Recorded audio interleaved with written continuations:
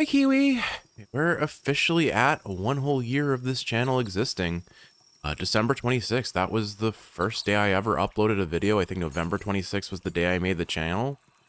But here we are. It's truly been 1 year since I surprised you with this humble little project as a Christmas gift. You always found it easier to sleep with some sort of background noise, and it wasn't. It was pretty common that you would ask me to play games to help you fall asleep, usually Binding of Isaac before anything else. You've fallen asleep to Binding of Isaac more than any other game, I imagine.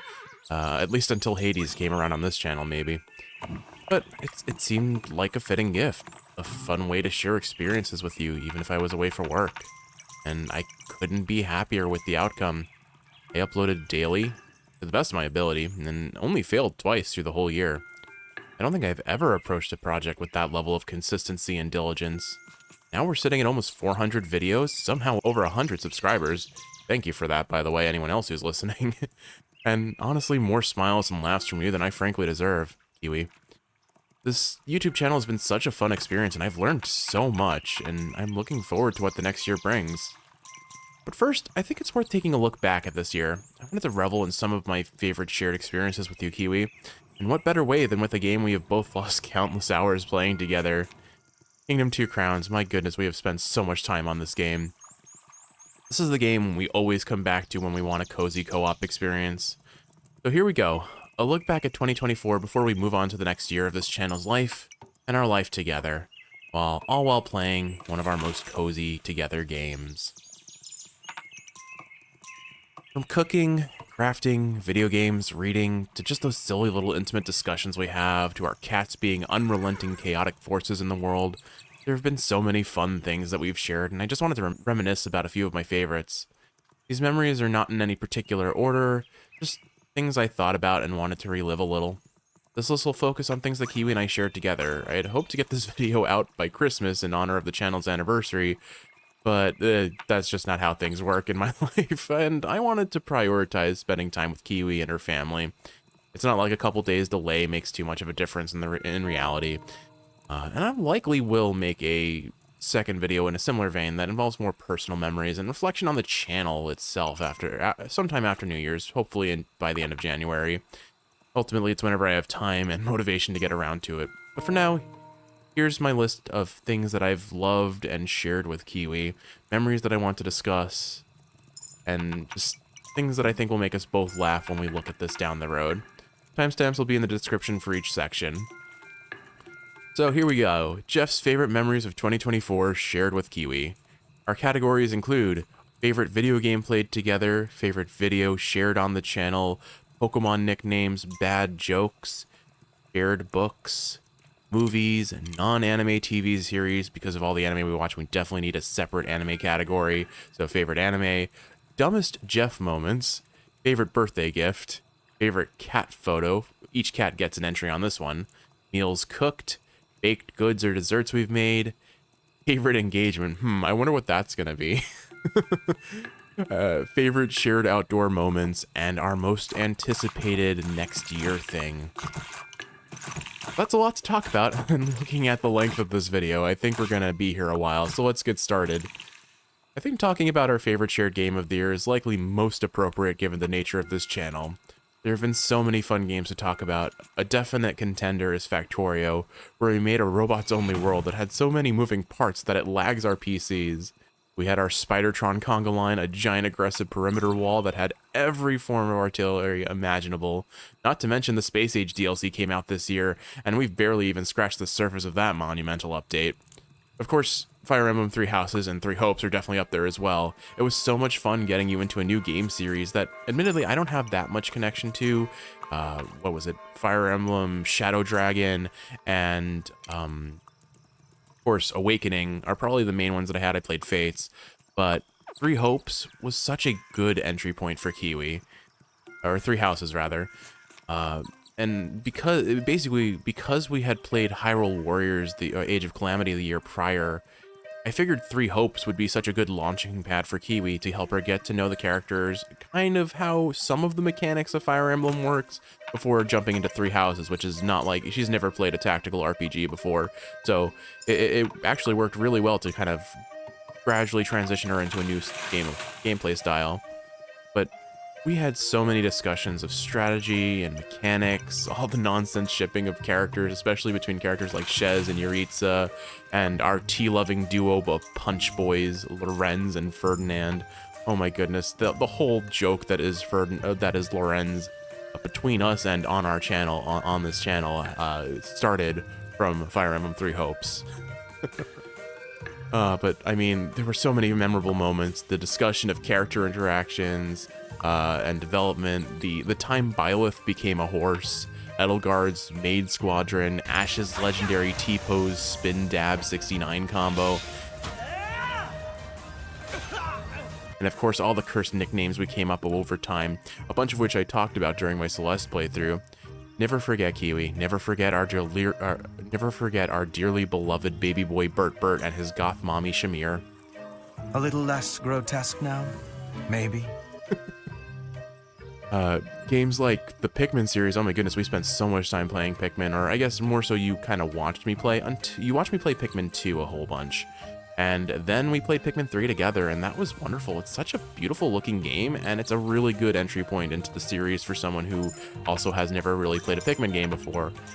Those co-op missions, though, those were so much fun to just, like, strategize and gradually bang out. I would love to do a co-op speedrun with you at some point, Kiwi. I bet that would be a lot of fun. One game that we played that will likely take the top spot anytime we play it will always be Stardew Valley. I don't think there is a more perfect game for us to play together aside from maybe Kingdom 2 Crowns. It's cozy, it's fun, we can min-max ancient wines into oblivion, and it's brought us some of our favorite laughs from this year. For example... Maybe? Can you stop blocking the mayor, please? Ma'am, you're blocking the mayor. Ma'am, move. You! Look, just because I had better RNG for the first time in my entire life than you, does not... Don't you drink your water bottle! Oh, you know what? Okay, fine, two can play at this game. I'll drink from my water bottle, too. You're gonna have to listen to this in the future.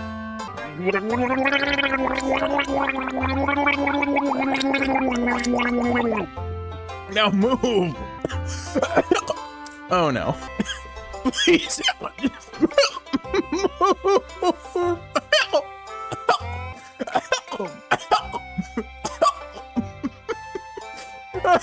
Shit.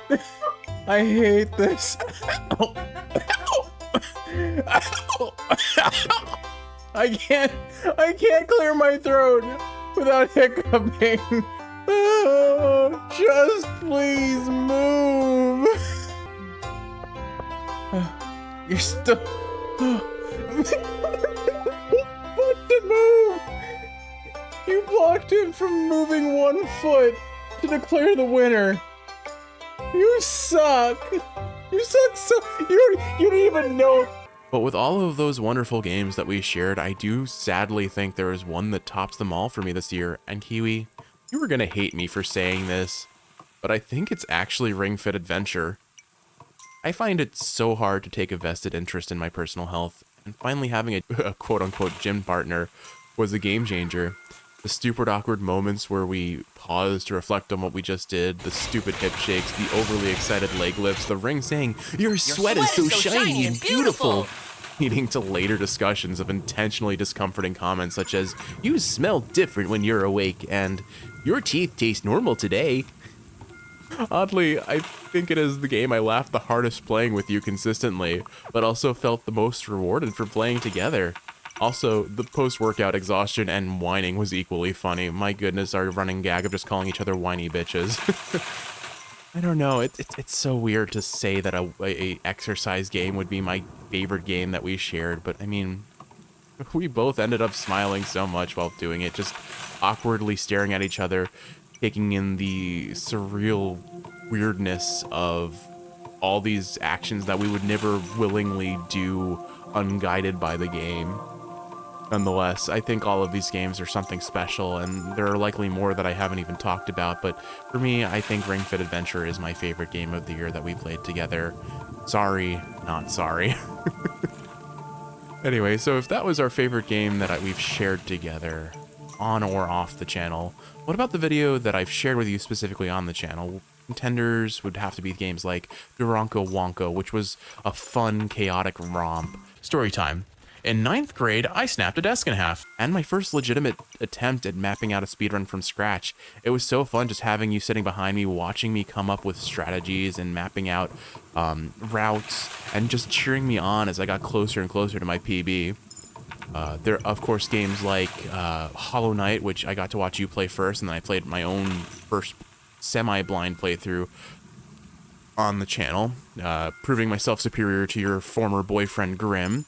Take that, Grim. I'm the only boyfriend Kiwi needs. Yeah. Overcoming my love affair with Zote. With all of the times I got really uncomfortable while exploring Deep Nest, or the Spider's Den area. Cassette Beast. Oh my goodness, Cassette Beast was such a fun game. I maybe got a little too invested in a character named Kaylee for some reason. I wonder why. And I definitely had a couple jump scares in that. Okay.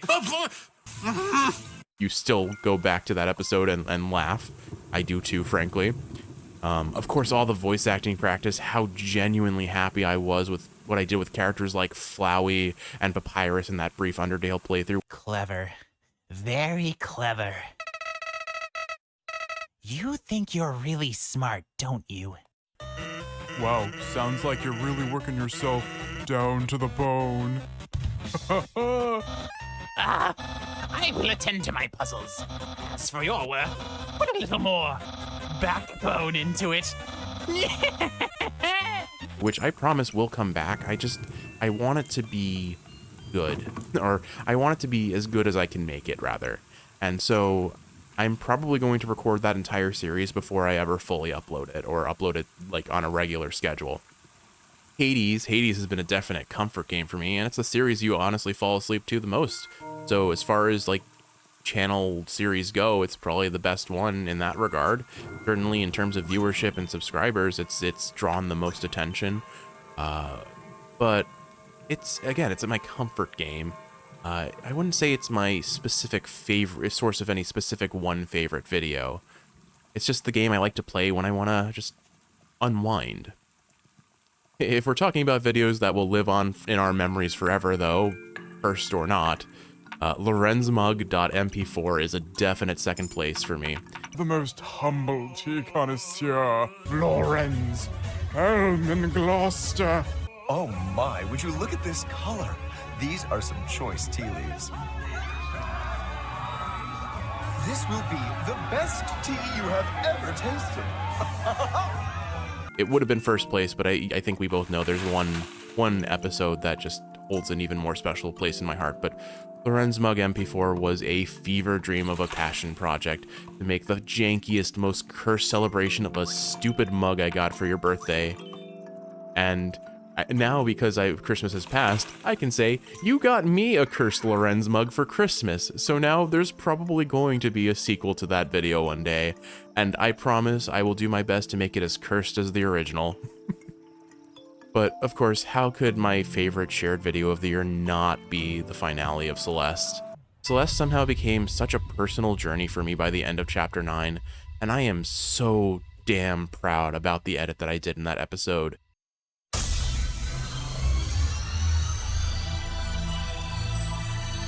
No, wait.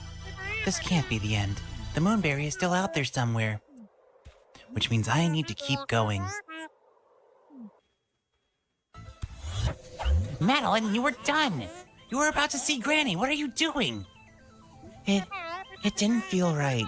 It felt like there was one more challenge I needed to face. But didn't you say you wouldn't go out of your way to collect every strawberry? Jeff, what are you doing? And the story I was able to tell on the ascent to the moonberry. And then he asked the question he had been wanting to ask for so long. Kiwi, will you marry me? Will you marry me? Kiwi chuckled, as she always did when Jeff made a mess of things, and said yes.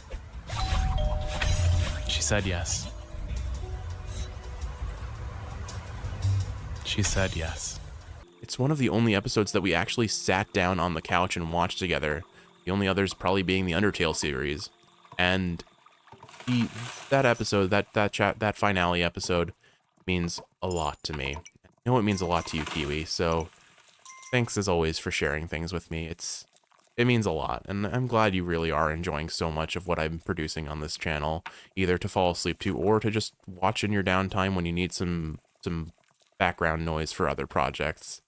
It means a lot that a gift I made and that a gift that I'm continuing to give is so genuinely enjoyed by both of us, me producing it and you in indulging in it afterwards, and sometimes helping with the production too, which we'll talk about that a little bit later. On a goofier note, let's talk about my favorite Pokemon nickname. This category is going to look across my current Pokemon Shining Pearl playthrough, my Cassette Beast playthrough, and a non-channel uploaded playthrough of Let's Go Eevee that Kiwi and I started.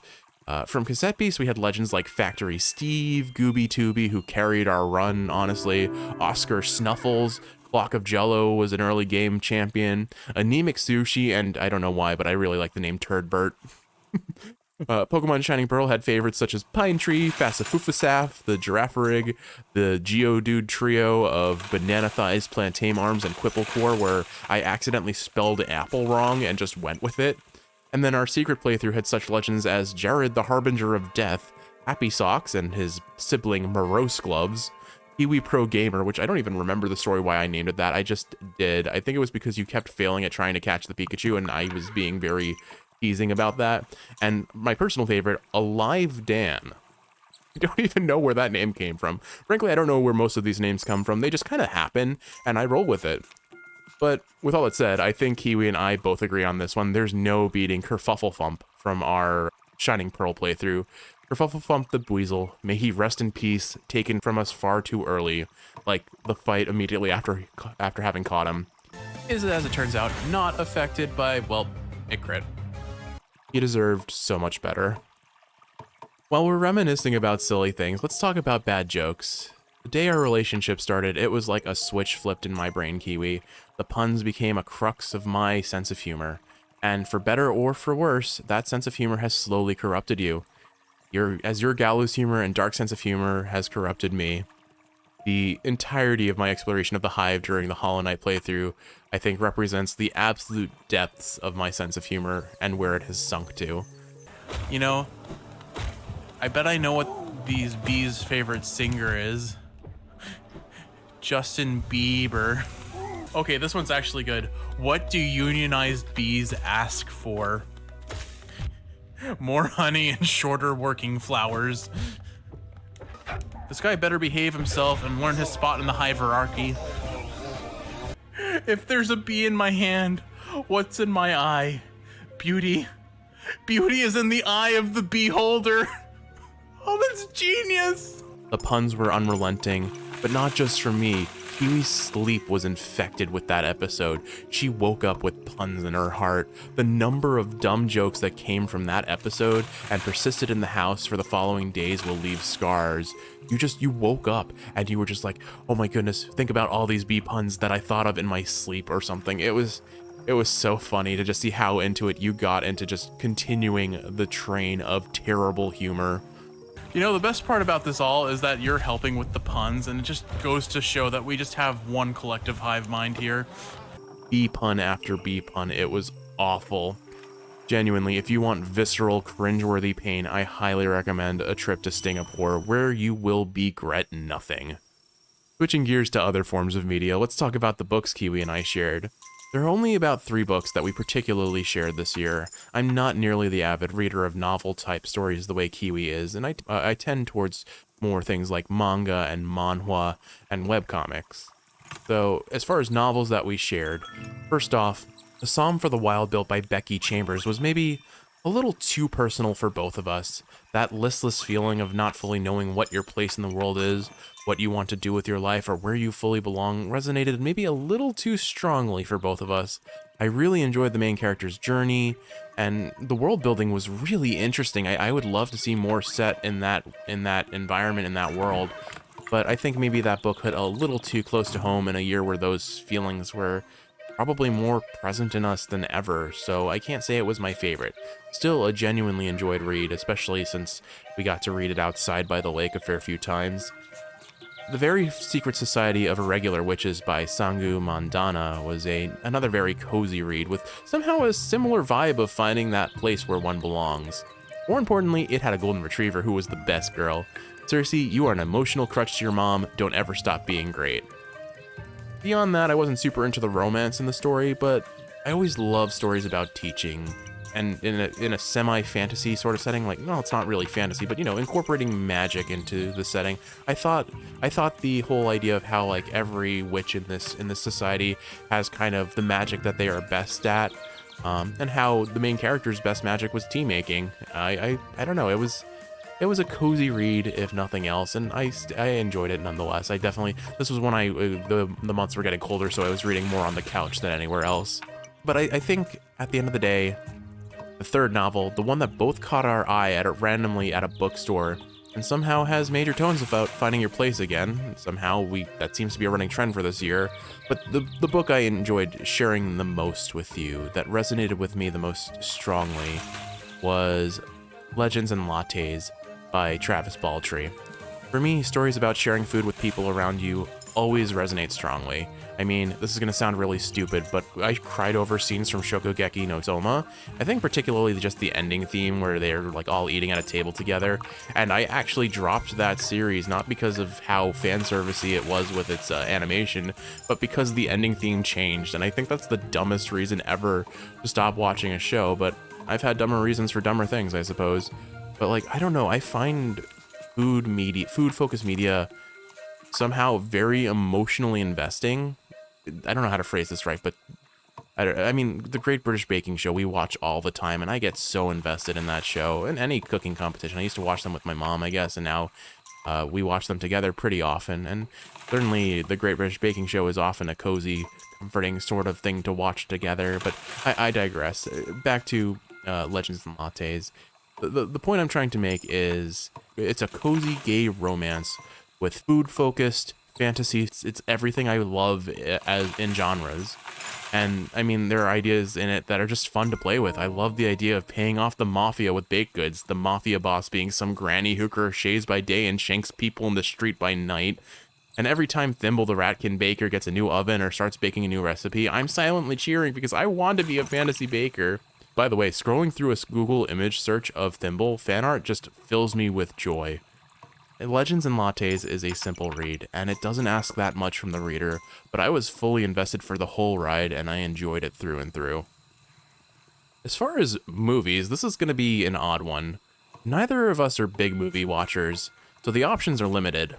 I've got options from the Disney movies we watched during my Ori and the Blind Forest playthrough, the awesome productions by Abigail Thorne, including Dracula's Ex and The Prince we watched this year, and of course El Camino, the sequel to Breaking Bad, which follows the conclusion of Jesse Pinkman's story. But for me, there's only one truly standout film that we watched that continues to live rent-free in my brain, and that's Renfield. Somehow, we watched 2 Dracula-themed movies in one year, which for me is a new record, beating my previous score of none. But Nicolas Cage's Dracula was such a beautiful fever dream. I loved the awkward portrayal of Dracula's assistant Renfield and his very strange redemption arc of sorts. And we will be quoting lines like, "Thank you, Wiccan Tumblr," and "Are you happy or are you going to fuck me up?" The latter of which embodies the fear you can invoke in me when my pranks and teasing cause you to laugh in the most threatening of ways as you slowly approach me, smiling, the aura of murder around you growing rapidly, sometimes with or without a knife. No stabbing has ever occurred, but you have stolen my nose, you have poked me in my sides, you have given me wet willies, all of which could preferably be avoided, but usually are justly deserved by me.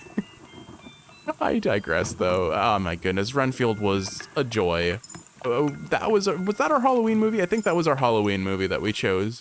So if you want a super campy horror adjacent movie, it does have a bit of gore, so fair warning on that point. If you just want a ridiculous, it's kind of bad but in a good way sort of movie, Renfield is definitely worth watching. I had never heard of it until you had recommended it to me. As far as favorite non-anime TV series goes, this is going to be a really tough category. We watched so many good shows this year, Kiwi.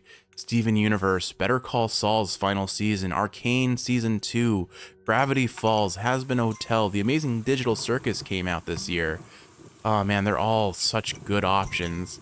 Arcane 2 was an audio-visual masterpiece, but sadly, we both felt that the storytelling and pacing fell very short of what the first season had led us to expect. While we definitely enjoyed it, those issues detracted from its overall quality and left a bittersweet aftertaste for the experience.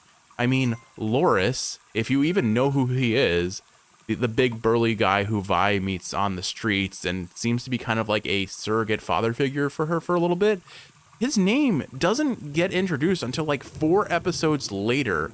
Like, they keep introducing characters and forgetting to give them names. Does the green skin guy in Caitlyn and Vi's like squad with Loris and Maddie, does he even have a name?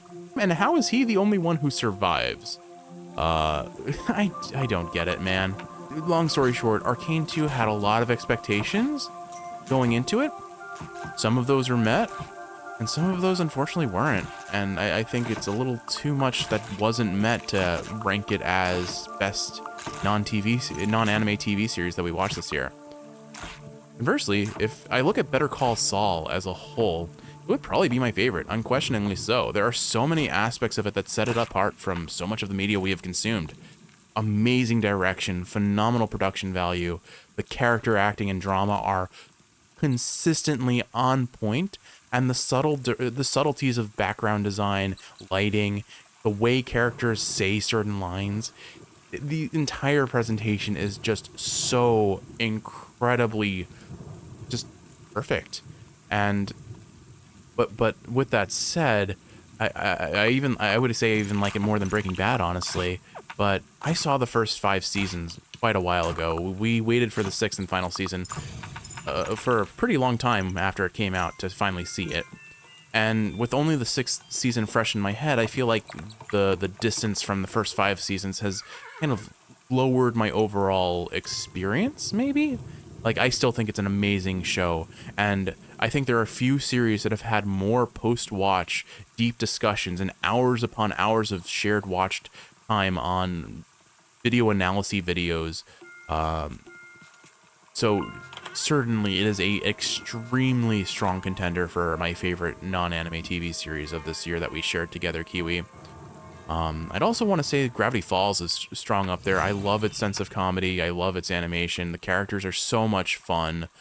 And oh my goodness, I was so happy for you to finally get to understand why Bill Cipher is constantly referenced in memes to characters like Alistair from Hazbin Hotel, which again was another great enjoyment. I love that Facebook and social media just decided to spam you with Alistair memes. Like, you're going to become obsessed with this man, dear demon guy. And you did. I just like that he kept showing up in memes with Bill Cipher, and you're like, why is this angry triangle with him? I'm glad we finally got that closure.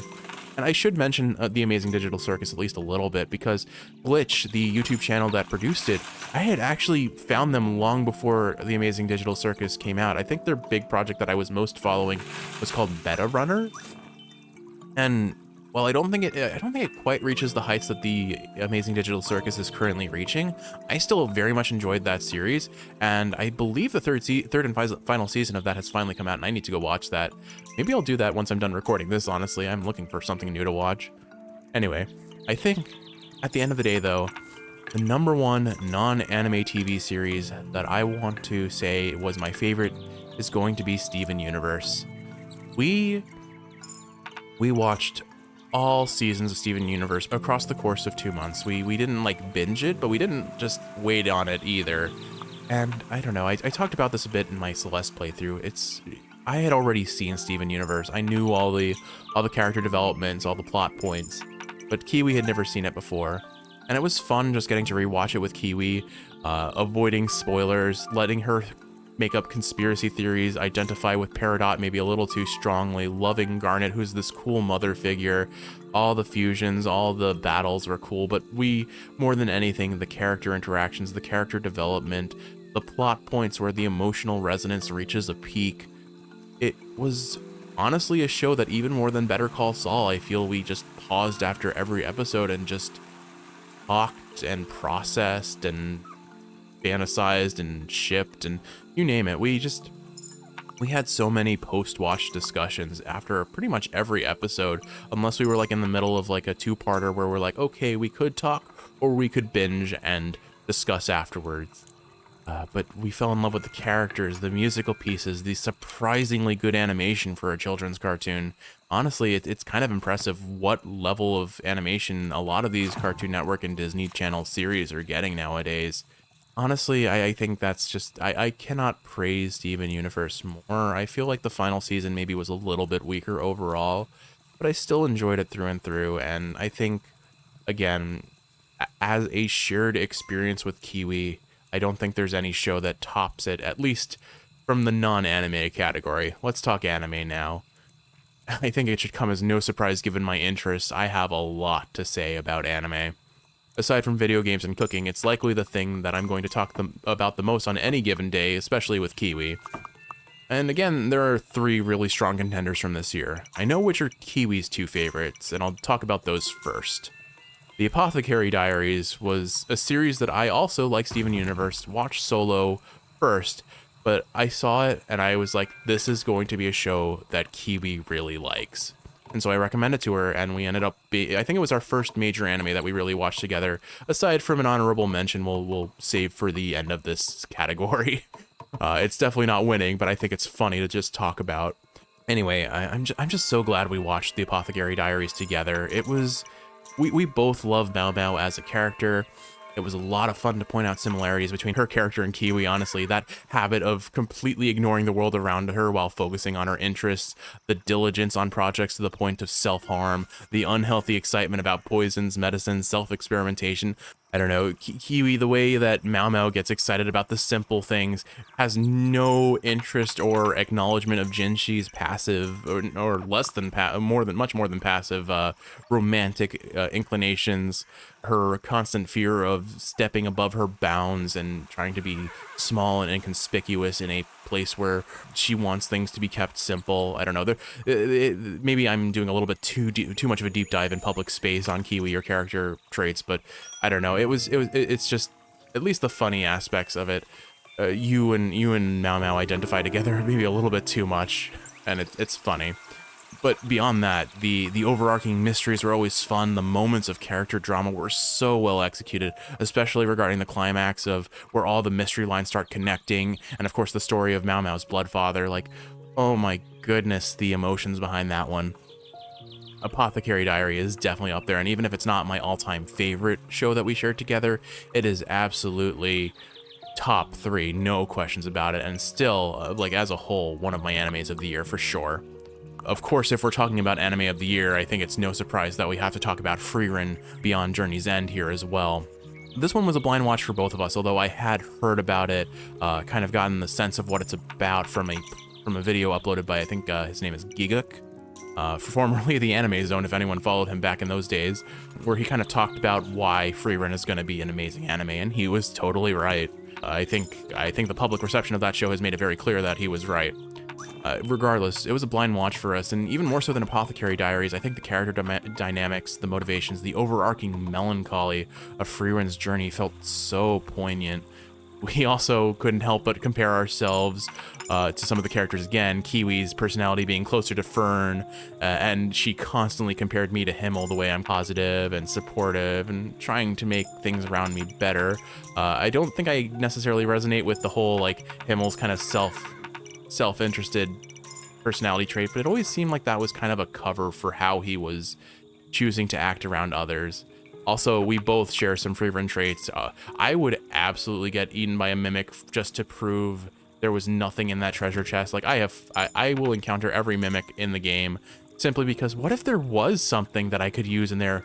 Also, I love the idea that she treats the dungeons like I would, and probably you would too in an RPG, where we have the obviously correct path, and then we have all the secret paths where the goodies might be.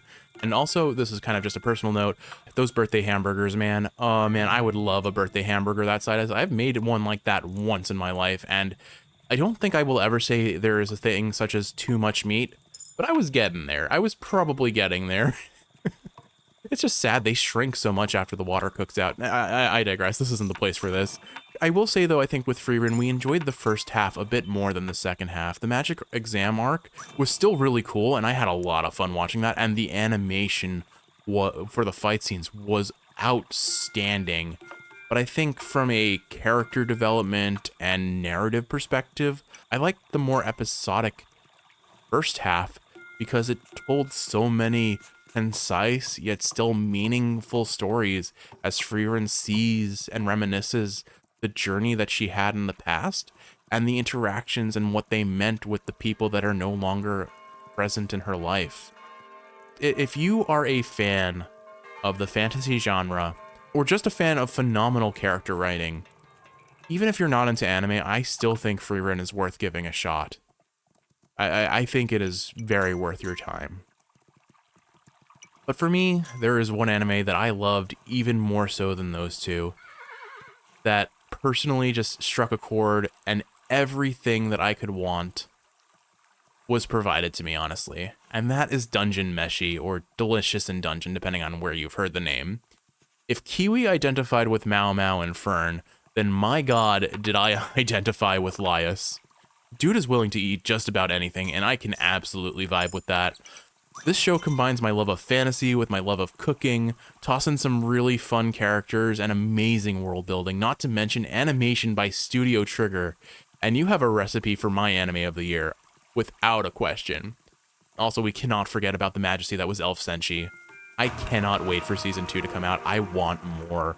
But the number of episodes we ended where we had seen something cooked on that show and then we're like, I want to cook, I want to bake. Oh my goodness, that looked so yummy. I love how creative the way that they take conventional fantasy tropes and then transition them into this is how we could cook them and enjoy them.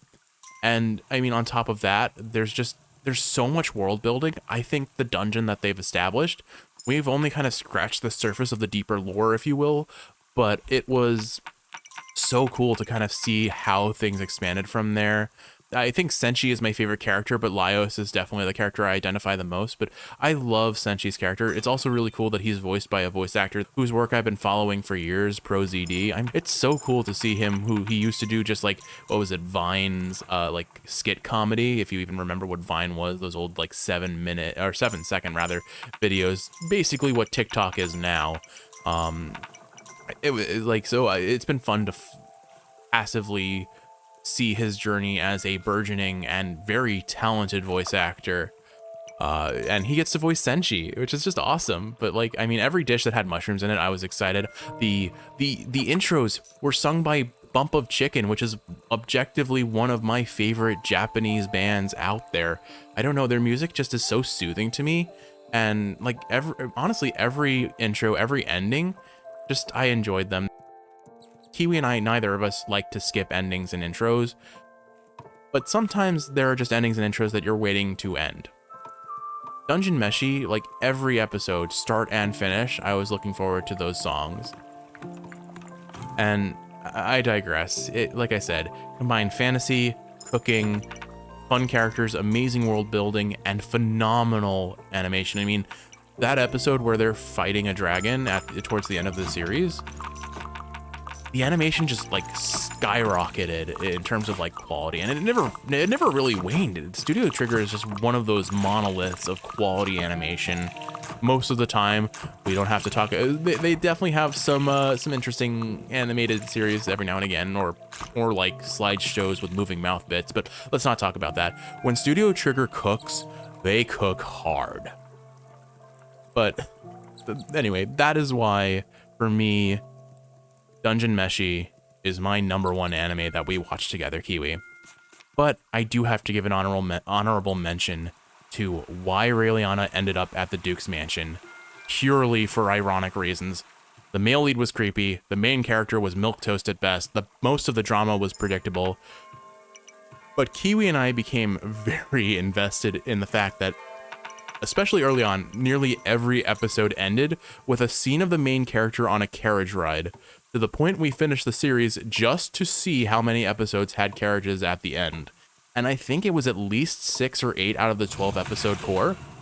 We called it Carriage Percent, and most of our enjoyment and commitment to this series was exclusively because of this joke. And I'm sorry if you like this series. It just wasn't for us, for any reason other than the most, like, bemused, ironic reasons. Like, it's not a bad show, but it doesn't do anything to really stand out to us, I think, other than, again, Carriage Percent. Okay, Kiwi, this is Jeff of the future working on this video. I crunched the numbers. So episodes 1, 2, 3, 4, 8, and 10 all end on carriage. 8 and 10 get special mention because they trick you into thinking there's no carriage. The episode goes to credits, but the after credit scenes save it and there's a carriage. And then if we want to do honorable mentions, technically, the episode 6 ends on a boat, and episodes 5 and 11 end on horseback. No carriage, but horseback. So if we're talking pure carriage percent, this show has a 50% carriage percent. If we talk about transportation as a whole, each episode that ended on some form of transportation, we are at a 75% transportation percentage. But I think most importantly, we actually have our answer. Why did Raeliana end up at the Duke's mansion? It was because of carriages. Anyway, since we're still talking about jokes, why don't we talk about me, the biggest joke of them all? There are countless options for my dumbest moments of the year, usually derived from me being too tired to function. I am in a chronically sleep-deprived state, and I think that's been made very clear in this channel's history. But some standout moments. Let's see, there was the time I discovered my mouth's banana capacity, which was 2.5 mashed bananas. I shoved them as far in as I could, kind of stuffed them in, and exceeded the confines of what my jaw should permit, so I got muscle cramps in my chin and my neck, which I didn't even know was possible, just from overstuffing my mouth. There was the time I forgot the lyrics to Happy Birthday, where I just kept saying, happy birthday, because I was just so tired and out of it. There was the time I ate so much only partially cooked garlic that my breath caused both of our eyes to water. Like I had a projectile-based gas bomb coming from my mouth. Our cats had to avoid me that day because I just was so pungent.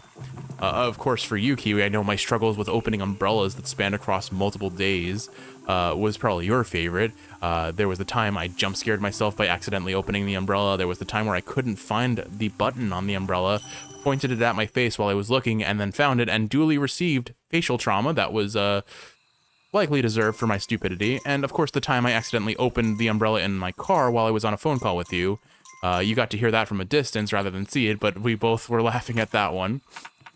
I think overall for me, though, second place goes to the time you said, everything smells weird today, and my immediate response was to pull you close, start moving my head towards yours.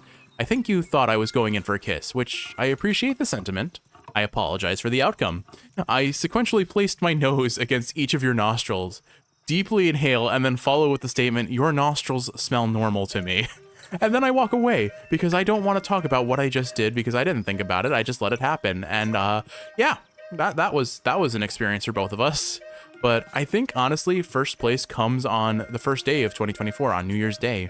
We were making Eble Skeevers with your parents, which if someone else is listening in and doesn't know what an Eble Skeever is, basically it's picture a donut hole made out of pancake with some sort of filling, chocolate, fruit jams, that sort of thing. Anyway, we were filling the Eble Skeever pan and we were getting into a heated argument about what is clockwise and counterclockwise direction. And during that conversation, in front of your parents, I may have asked you if you've ever seen a clock. With some aggression behind it, like, have you ever seen a clock? And it turns out I had never seen a clock because I was the one who was wrong. Neither of us will let me live this down. We both know it. And I guess I have to say I'm sorry for questioning your intelligence, but I should know better by now, Kiwi. You are clearly the more intelligent of the two of us. I am very aware of this fact, but I will always be a fighty idiot sometimes. But still, that did lead you to eventually question my sanity when we went to a shoe store. I didn't know that women's shoes only come with like one shoe in the box. So you asked me, have you ever been to a shoe store? Which we both just laughed. The biting sarcasm, the knowledge of mistakes past. It was just a really funny interaction. Anyway, all right, let's talk. Favorite birthday gift. So, this could refer to a gift that either you or I received. Of course, you're probably thinking of the Lorenz mug, the one that inspired the lorenzmug.mp4 video that was the most nonsense passion project on this channel, but actually no. I think there is a single birthday gift that neither of us could have seen coming that we received on your birthday. And it was this cursed image provided by our cat Gnocchi. Words cannot describe the nightmare fuel our cats can provide sometimes. Thanks to that cute gremlin that lives in our house for this one. Also, I drew my interpretation of what was going on in this photo, and that was also a lot of fun. A great way to flex my creative muscles. Please appreciate the human teeth, the pretzels on the forehead. Oh god, Gnocchi. Like, I don't understand. Well, I do understand. And we took a photo of her while she was shaking her head, and I caught her right in the smear frames, I guess, if you want to call it that. But now I know what to look for, and I'm going to try and get more of these photos, but it's so stocky, it's so round, it's so human teeth. It's just, why is there a pretzel on her forehead? It's all just a hot mess, like the rest of the cat. Well, you know what? Since we're on the topic of cat photos, why don't we finally have some formal cat face reveals, pick our favorite cat photos of the year. Mostly as an excuse to show off my cats, but let's squeeze in some laughs, why not? Let's start with Chroma, the dumbest of our three cats by a country mile. She's apparently also missing a kidney. We found that out after she ate tape and had to go in for surgery because she taped her stomach shut. Great cat. That was on my birthday. That could have also been a contender for best birthday gift, honestly, but that was back in 2017, so it couldn't have been this year.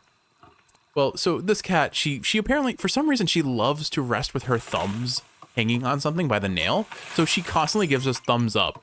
So she's our best emotional support cat for that. She loves Thai basil, so here's a shot of her trying to eat some poorly.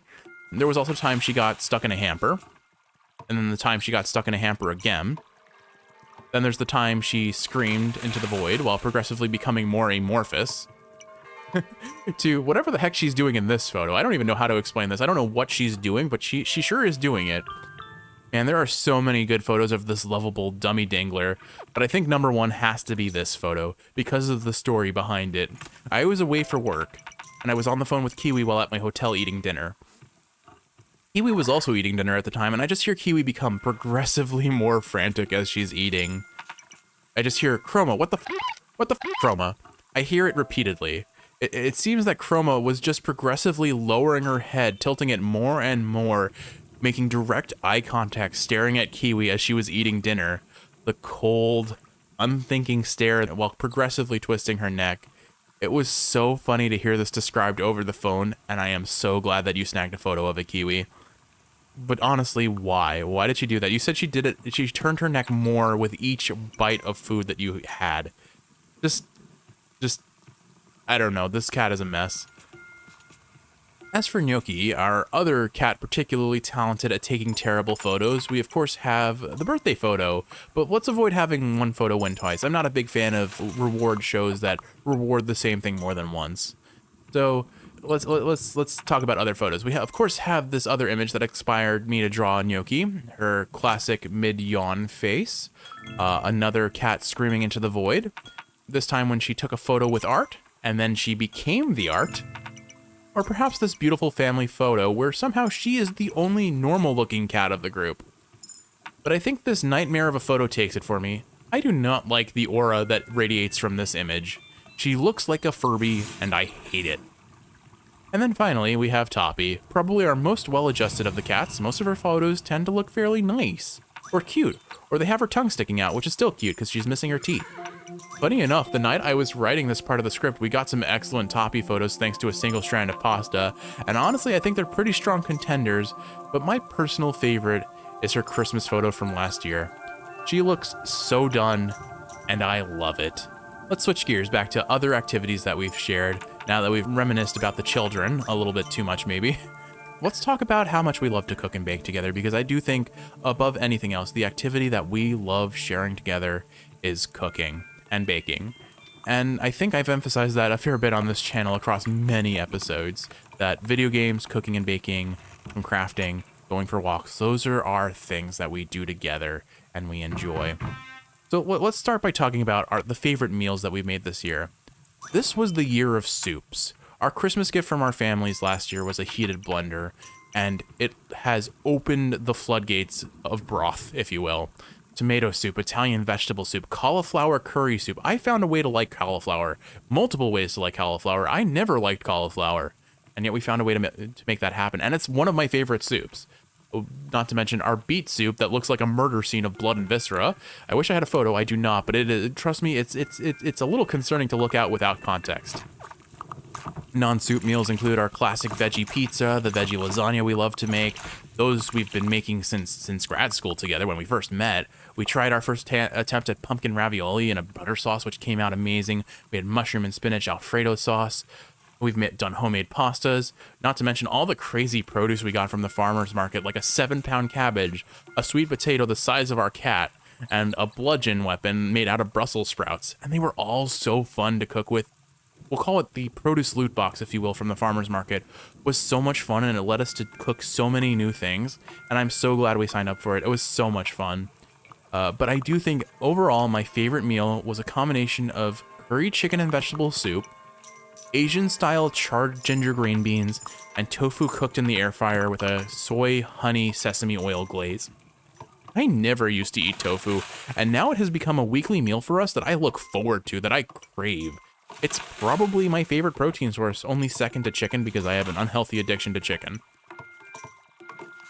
Alright, so that's meals. Let's talk about baked goods and desserts. Oh, Kiwi, there are so many options here.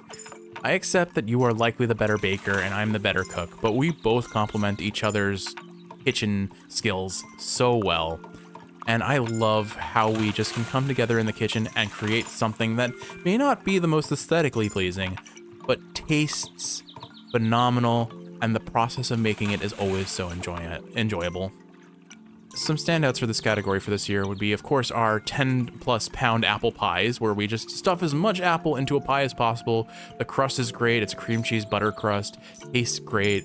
Our pumpkin ginger snap pie, which we will be making shortly, probably today actually, but we made a bunch at the end of New Year's last year, so I can reminisce on that. I'm not a fan of ginger snap. I'm not a fan of pumpkin pie, but I love this pie. Our chocolate Genoese cake was always good. It's so weird how little flour goes into this because it's mostly egg whites that make it fluffy and just so much chocolate. It's such a densely chocolate-filled cake that somehow is fluffy and kind of chewy. It's almost like a meringue cake, but it's really good. It's never come out cosmetically appealing, but we filled it with raspberry jam mixed with dark chocolate ganache and milk chocolate ganache on the outside. It was such a good cake. Oh my goodness, it was such a good cake. Thank you for making that for my birthday together. It was a fun birthday. It was a tasty birthday, and we made that cake last a while too. Of course, our rosemary and caraway French breads that we make, those are just the perfect sandwich bread, dipping bread, you name it. It's exactly what I love to make. And I think I proved in our recent Pokemon episode that we have made this bread so many times. I have the recipes memorized down to the exact gram. 723 grams of flour, 454 grams of 90-degree water, 14 grams of yeast. A teaspoon of sugar is the only thing that doesn't have grammage to it. But it's like, those breads are just one of our staple bakes, and they are getting progressively better. We have learned techniques. We've gotten a proving drawer that has upped our game substantially. Oh man, I love making bread with you, Kiwi. These are just all staple recipes we can fall back on for comfort, for fun, and for a good meal. We also did get experimental this year. We made some travesties that should not have tasted nearly as good as the name will imply. We made basil-flavored ice cream. We made black bean brownies. Both were far tastier than they had any right to be. I will, till the day I die, call that ice cream the flavor of an existential crisis. Everything I hold dear, everything I believe to be true, it just felt so wrong, but tasted so right. And I do not know how to process that.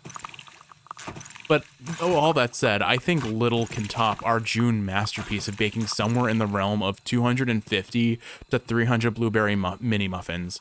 We filled our entire freezer with muffins. We handpicked 5 pounds of blueberries from a local farm, tossed in some freshly zested lemon, homemade vanilla, which, if anyone out there is listening, vanilla beans are like $15 on Amazon. A cheap bottle of vodka runs like 8 to 10. And that cost will make you vanilla that will last you for years and save you hundreds of dollars if you're an active baker. Learn how to make homemade vanilla. It is so worth it. Oh my goodness, it is so worth it. Anyway, I digress. we still have a small number of those blueberry muffins left. We made half a year's worth of blueberry muffins in one day, and that is amazing.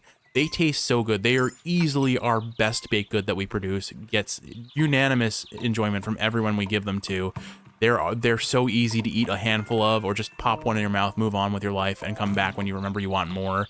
And honestly, while Legends and Lattes is my favorite book of the year, I think my all-time favorite book of my life is probably basically all the books that Levi Barenbaum has produced. The Bread Bible, the Cake, Cookie, Pie, and Pastry Bibles. They have been so good to us. There has not been a single recipe we have taken from these books that has been a flop. It has consistently produced amazing baked goods. And it's where we got our blueberry muffin recipe from. So I would be remiss not to at least give an honorable mention to favorite book of my life being a recipe book by Rose Levi Barenbaum. All right, let's talk about favorite engagement, because I think this one's gonna maybe surprise you a little bit. It would be weird to have more than one contender for this option, but for context, Kiwi and I have had a running joke for years where every ring tab pulled from containers of things like cream or broth, those little plastic rings that have like the seal on them for the containers, I offer them as an engagement ring with some really doofy proposal, typically in the kitchen on my knee. And so it would only be natural that I keep the joke going for my actual proposal. I didn't get to talk about this nearly as much as I would have liked to in Celeste. The story I told in Celeste was kind of my plan for that day. And I kind of, last minute, had some changes. Most of it played out the way that Celeste described it, but I didn't tell the full story. I got most of the details right. What I did was I took an empty container of cream and clamshelled it and put the ring in that. Just to keep the gag going of how we've been using cream container rings as like fake engagement rings. Also, instead of just kind of flopping, will you marry me? I kind of panicked when I was on my knee and said, Merry Christmas. And keep in mind, this was like August. What was this? This was September. Never mind. This was September. So I said Merry Christmas instead of will you marry me? And you're going to continue to make fun of me for that one too. We were months away from Christmas. My goodness. Not the best look, but entirely expected given my track record. I digress. The engagement was such a special moment for me. And I mean, it's been 6 years together. We're working on 7 now, Kiwi. It's nice to have a life partner who I can trust and love and share so many things. The goods, the bads, every part of life. We are attached at the hip, and I'm okay with that. I'm glad for that. Anyway, that said, we both know our best engagement was not that one. It was the moment in our living room where both our brains aligned. I had just finished a round of Fire Emblem Engage, where we heard the characters shout out the line, Engage, engage, Fire Emblem Engage, over and over and over again. And I turned to Kiwi with the dumbest, shit-eating grin I could muster, and I say, hey Kiwi, would you like to get Fire Emblem? And she cuts me off, and under threat of death tells me, do not ask to get Fire Emblem Engaged. I love how much our sense of humor has merged into this abomination of dad jokes and gallows humor. Capital punishment to the day we die, Kiwi. That is my favorite engagement. Sorry, not sorry. All right, favorite outdoors moment. Of course, the actual engagement happened outdoors, so that wins by default. But again, I hate when the same thing wins multiple awards, so let's bar that from contending. Although I guess it technically didn't win because of Fire Emblem Engage. Let's not talk about this. As mentioned with Ring Fit Adventure, we took a more vested interest in our personal wellness this year, and ended up going on very regular walks, which was wonderful. The times we went to a nearby orchard and picked 40 pounds of apples, or from the same farm bought like 20 pounds of squash to bake and cook with, or the 5 pounds of blueberry picking we did back in June for all those muffins. The weekly walks to the farmer's market for what was basically our produce loot box. All those walks were so nice, featuring conversations ranging from singing, random voice acting, trying to get you to voice act, which you're still not terribly comfortable with, but I will win this one day. I will get you to humor me on this. We had serious talks, we had awkward moments of unending hiccups, both you and I, which were just really embarrassing to be out in public for. Me melting in the summer heat, you freezing in the summer heat. Please stop wearing sweaters in the summer. You are not Mabel Pines. It hurts me. Please learn to thermoregulate. Stop being a lizard. The mobile game Walkscape definitely helped a lot in that regard for some simple-minded numerical motivation. And it was fun to play together in its own right, but we've had so many walks at various hours of the day, equal parts nonsense and deep, heartfelt conversations. It's so hard to pick one. Ultimately, I think that no matter what I choose, it's those walks that ended up at the lakeside, where we just sat quietly, reading together, looking over at the lake. It's just so peaceful. I genuinely cherish those moments. I particularly remember reading a Psalm for the Wild Bill while you were reading Gross Parts, that concerningly dark, I think, kind of eldritch, grotesque horror novel thingy. It's interesting what stories we gravitate towards and how the phrase murder muffin truly defines your aesthetic, Kiwi. You like cute things that will probably kill you. What can I say? I'm not going to taste shame, but I am going to question it every now and again. Not that I necessarily have a different taste. But sometimes self-reflection is harder than outward criticism, I suppose. Anyway, I think that ultimately leaves us with one last category. The most anticipated things of next year. Of course, more of everything we've already talked about makes sense. More games, more anime, more deep, unnecessarily complicated conversations about emotions and character development, and completely nonsensical hypotheticals like, what if I grew a tail or you turned into a slime girl? More dumb cat photos, more food, more baked goods. Oh my god, more baked goods, please. We have so many recipe books that we got for Christmas this year, and I can't wait to test out so many of them. I'm looking forward to designing our wedding rings together, getting to show you Paper Mario the Thousand Year Door, because those are definitely on the same tier as each other, right? Trying Disco Elysium and Baldur's Gate 3, more walks, more books to share. Like, I'm gonna start reading the Junji Ito collection soon, and I look forward to the nightmares that will bring. And of course, whatever fantasy books pique our interests, new songs to get stuck in our head and play on loop for hours. I am so genuinely excited for the year to come. And I'm so glad to know I'll be spending so much of it with you, Kiwi. I love you. Thanks for watching. Surprise! Speaking of songs to be stuck in our head, you thought the video was over, but it's me, the Farming Guild theme from Old School RuneScape. Objectively speaking, my favorite songs from this year are Crazy and Whisper by Burn the Ballroom, but in the last month, there is only one song that kept getting stuck in our heads over and over and over again. It has no right being this catchy, and we cannot stop singing it. Have fun getting this stuck in your head again, Kiwi. Together we shall suffer. I don't know what's going on here. I love you, Kiwi. Thanks for watching.